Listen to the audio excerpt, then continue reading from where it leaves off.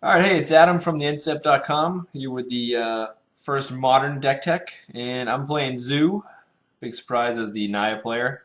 Uh, I played Zoo for a long time, but I still like it. It's not the best, but this version seems pretty good on paper. We'll see how it is. I've played a few versions like it. Basically, it is the Gruul aggro deck that's popular right now. It's splashing some white for Step Links, Path to Exile, Boros Charm, and then a couple additional cards that just because it rounds it out with Lone Lion and Luxon Smiter. But it's mainly for Links, Path to Exile, and Boros Charm. It's a pretty aggressive deck. It's probably a little less aggressive than the Gruul version, but the additional Path and Boros Charm I think make it a little bit more resilient because Boros Charm can save your guys, and Path to Exile is just the best removal.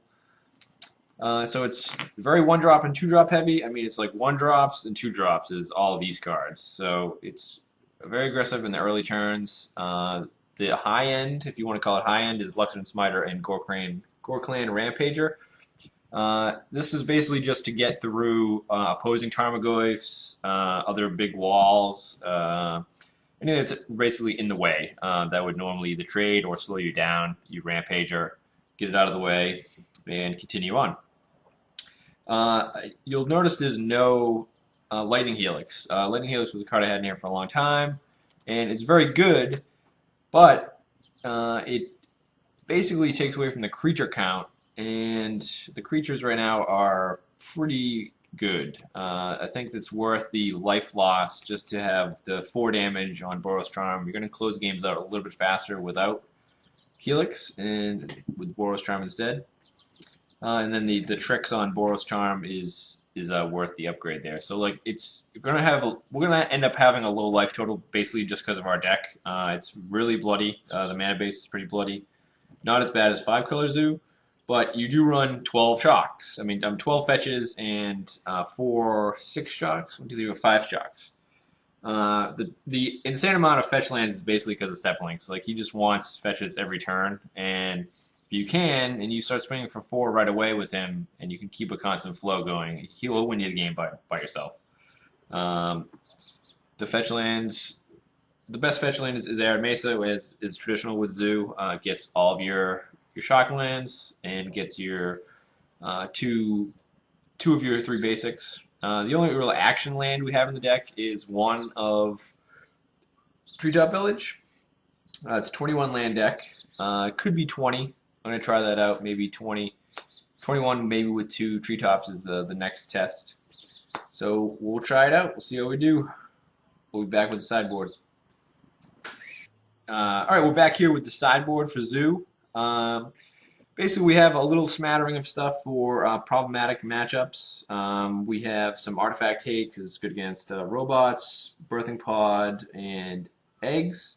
Additional eggs hate and robots hate is Stony Silence.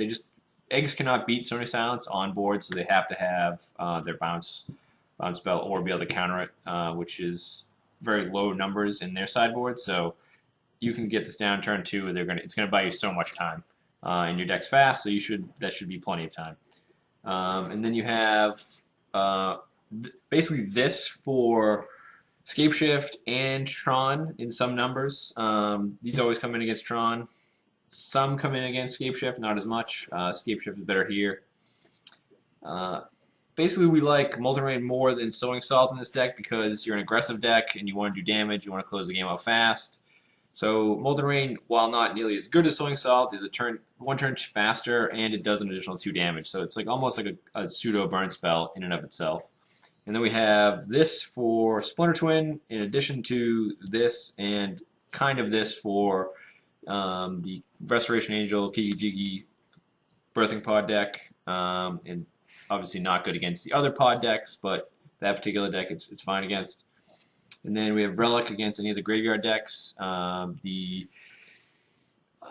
reanimation deck right now with Iona and Elsinore is doing like really well online. It kind of preys upon decks like this list with all the X2s because Elsinore pretty much shuts down the whole deck. So this solves that problem. And then it also is very good against opposing Tarmogoyfs and Deathrite Shaman and all that other good stuff. And that's about it.